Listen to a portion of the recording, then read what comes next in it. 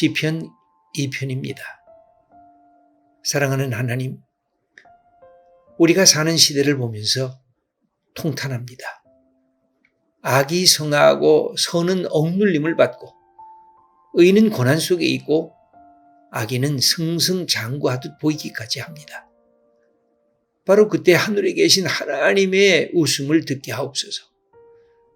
하나님만이 시간과 역사의 주인인 것을 깨닫길 원합니다. 하나님께서 세상의 교만한 자들을 내리치시고 겸손한 자들을 굳게 세우심을 믿고 이 땅에서 담대하게 나가게 하옵소서. 오늘도 주님 우리와 동행하시옵소서. 아멘. 시편 2편은 메시아의 시라고도 알려진 시편입니다. 하나님께서 하나님의 아들을 보내시고 만국의 왕 중의 왕으로 모든 권력자들을 다 이기는 하나님의 아들로 세우실 것이니까 그 하나님의 아들을 받들고 하나님을 경외하고 그리고 하나님 주신 이 축복의 역사를 열어가라 하는 말씀입니다. 시편 2편은 늘 우리들이 귀하게 간직할 또 본문이기도 한데 그것은 여기 아주 특별한 하나님의 태도가 나오기 때문에 또한 그렇습니다. 하나님께서 하늘에서 웃으신다는 것입니다. 하나님의 웃음.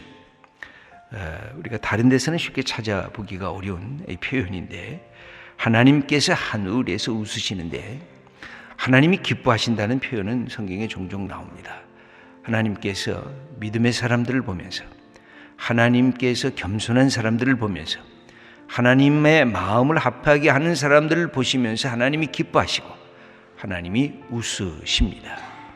그러나 또 한편으로는 하나님의 마음을 상하게 하고 지가 하나님 없이도 모든 권력을 갖고 다스릴 수 있다고 생각하는 그런 힘있는 권력자들을 향해서는 하나님께서 비웃으신다. 그냥 웃으시는 것이 아니라 비웃으신다고 하는 그런 표현인 것입니다. 먼저 4절 말씀부터 함께 읽어보겠습니다. 하늘에 계신 이가 웃으시며 주께서 그들을 비웃으시리로다. 하나님께서 하늘에서 웃으신다는 겁니다. 근데 그들을 보면서 그것도 비웃으신다는 것입니다. 이놈들아, 너희들이 도대체 뭐하고 있는 거냐? 너희들이 얼마만큼 잘났냐? 너희들이 교만이 어디까지 달하겠느냐? 너희들이 갖고 있는 권력이 그렇게 무소불위한 것이냐? 네가 갖고 있는 이 모든 권력이 너를 위해서 그렇게 존재하는 것이냐? 그렇게 하나님께서 세상의 권력자들을 향해서 비웃으신다는 것입니다. 여러분, 이 비웃으시는 그들은 도대체 어떤 인물들일까요? 그들은 뭔가 힘을 가진 사람들입니다. 내가 뭔가 가진 것이 있는 사람들입니다. 이것만 있으면 세상을 제압할 수 있다고 생각하는 사람들입니다. 그래서 하나님께서 그들을 보면서 너희들이 참으로 헛된 일들을 그렇게 생각하고 교만해졌구나. 여기 보면 1절, 2절 말씀을 한번 읽어보겠습니다. 어찌하여 이방 나라들이 분노하며 민족들이 헛된 일을 꾸미는가? 세상의 군왕들이 나서며 관원들이 서로 꾀하여 여호와와 그의 기름 부음 받은 자를 대적하며. 여기 보면 하나님께서 세상의 군왕들, 세상의 관원들, 가장 강력한 세상을 다스릴 수 있는 사람들입니다. 이들의 기본적인 권력을 가지면 가장 경계해야 될 부분은 교만인 것입니다. 여러분, 이 권력을 향한 이 교만은 나보다 더 큰 권력이 있으면 어찌하든지 끌어내립니다. 나보다 못한 권력이 있으면 가차없이 파괴시켜버립니다. 그리고 나만이 최고의 권력자로 군림하려고 하는 것이 권력이 갖고 있는 이 속성입니다. 권력, 그래서 이 모든 사람들이 권력을 향해서 가는데 권력을 딱 붙잡기만 하면 그래서 이 모든 것들에 대한 것을 하는데 여기에 이 권력자들이 나보다 더 큰 권력이 어디 있을까? 생각해 보니까 하나님이에요. 생각해 보니까 하나님이 나보다 더 큰 권력자. 그래서 그 하나님을 끌어내리기 시작했다는 겁니다. 하나님을 우리가 하나님으로부터 탈출하자. 하나님으로부터 해방하자. 하나님 없애버리자. 그러면서 이 하나님께서 그의 기름 부은 메시아를 보낼 때에 그 메시아를 파괴시키자. 그래서 우리가 최고의 권력자, 우리가 마음대로 하자, 우리의 욕심대로 하자, 우리가 얼마나 잘난 존재인 것을 세상에 알리자. 이게 모든 권력이 갖고 있는 위험성입니다. 모든 권력은 하나님께서 주셨을 때 너를 위해서 준 것이 아니라 내게 속한 공동체를 네가 바르게 그들을 이끌어 가도록 그 권력을 준 것인데, 그 권력을 향해서 자기 탐욕과 자기 욕심을 채우는 그런 권력자가 되면 될수록 교만의 그 특징이 그대로 드러나고 있다는 것입니다. 그래서 하나님께서는 이들을 향해서 질문을 하시는데 1절을 보면 어찌하여 라고 질문을 합니다. 여러분, 권력자들에게 어찌해서 이렇게 하십니까? 라고 물을 수가 없어요. 여러분, 권력이 독재가 되면 될수록 아무도 물을 수가 없어요. 이렇게 해서는 안 됩니다. 왜 이렇게 하십니까? 그런 순간에 생존권이 박탈당하기 때문에 여러분, 모든 독재자들 앞에서 누가 감히 이렇게 하셔야 됩니다, 이건 이렇게 하시면 안 됩니다 라고 어찌하여 이렇게 묻는 경우가 없었어요. 그 말을 하는 순간에 다 사라지기 때문에 그렇습니다. 그래서 누가 이걸 물어요? 독재자가 자기의 밑에 있는 부하들에게만 묻습니다. 어찌해서 이거 이렇게 했냐? 어찌해서 이거 이런 네가 생각을 했느냐? 이게 독재자들이 갖고 있는 자기만의 질문법인데, 이 질문법을 하나님이 독재자에게 하는 거예요. 야 이놈아, 네가 어찌하여라고 하는 질문을 받아본 적이 있느냐? 너는 남한테만 어찌하여라는 질문을 하지 않았느냐? 근데 하나님께서 그들을 향해서 어찌하여 이 군왕들아, 너희들이 헛된 일을 경영하는가? 너희들이 어떻게 여호와를 거역하는가? 너희들이 어떻게 여호와께서 보내신 그의 기름 부은 메시아를 대적하는가? 너희들이 어찌하여라는 질문을 받아야 된다는 것입니다. 여러분, 뭔가 힘이 있고 뭔가 가진 것이 있고 뭔가 내가 배운 것이 있을 때 제일 중요한 자기 개혁과 자기 반성의 자리가 어디냐? 어찌하여라고 하는 질문을 받을 준비를 해야 개혁이 시작이 돼요. 변화가 시작이 돼요. 내가 돈이 너무 많다. 누가 감히 나를 향해서 어찌하여를 질문하냐? 내가 세상에서 굉장한 지식인이다. 누가 나를 향해서 어찌하여라는 질문을 하느냐? 내가 권력자다. 누가 나를 향해? 그럴 때 그 돈과 그 지식과 그 권력은 썩어지게 돼 있어요. 부패하게 돼 있어요. 타락하게 돼 있어요. 왜? 질문을 받아보질 않았기 때문에. 그리고 끊임없이 남을 향해서는 이 질문을 하는, 그것이 바로 하나님께서 그러면 다른 사람이 못하냐? 그럼 내가 네게 질문해 주겠다. 어찌하여 너의 헛된 일을 하는고? 너 함부로 분노하는가? 그리고 왜 네가 여호와 그의 기름 부음 받은 자를 대적하려고 하는가? 네가 어찌하여라는 질문, 하나님의 질문 앞에 설 수 있어야 된다. 그 방제한 것을 멈춰라. 지상의 왕들아, 네가 지상의 왕들인 것을 네가 스스로 자랑스럽게 생각하느냐? 하늘에 왕이 계시다는 사실을 네가 알아라.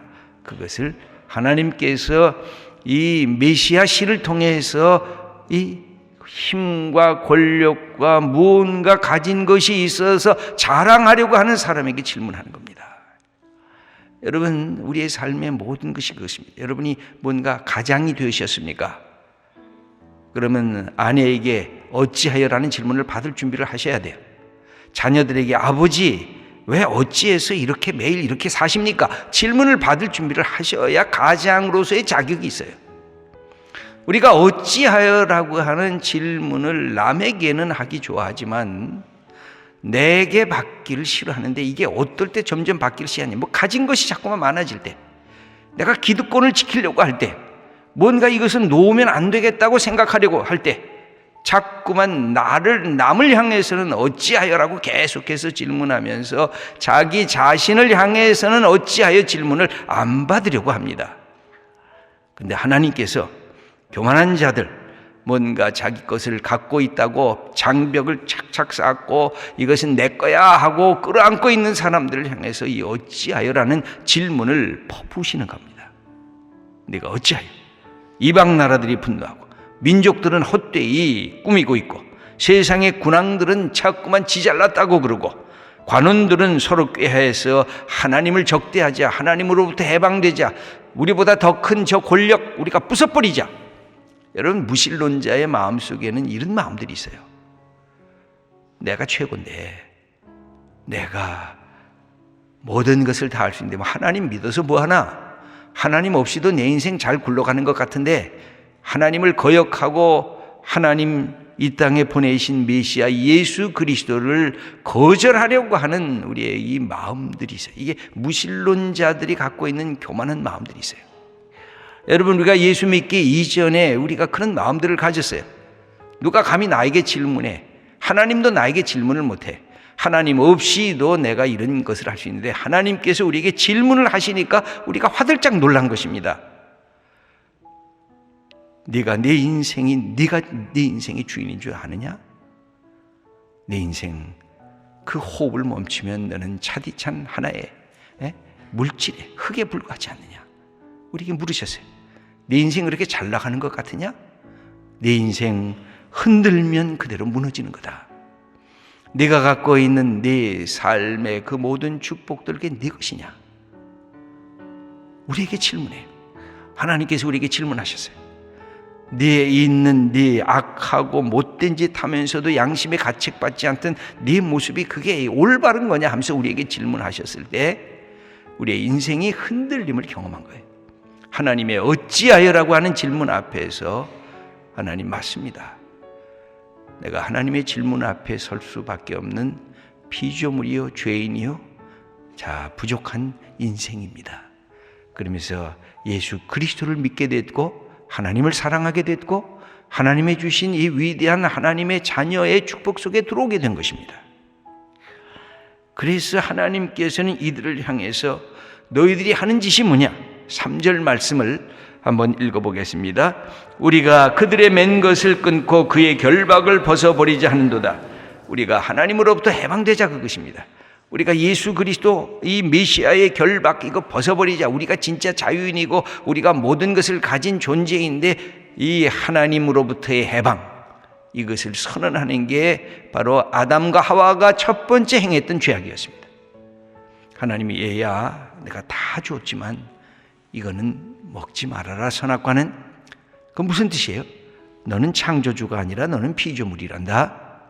너는 네가 모든 것을 다 할 수 있지만 너를 명령할 수 있는 창조주 하나님이 계시다는 걸 네가 인정해야 된다. 이걸 놓치면 네 모든 인생이 끝이다.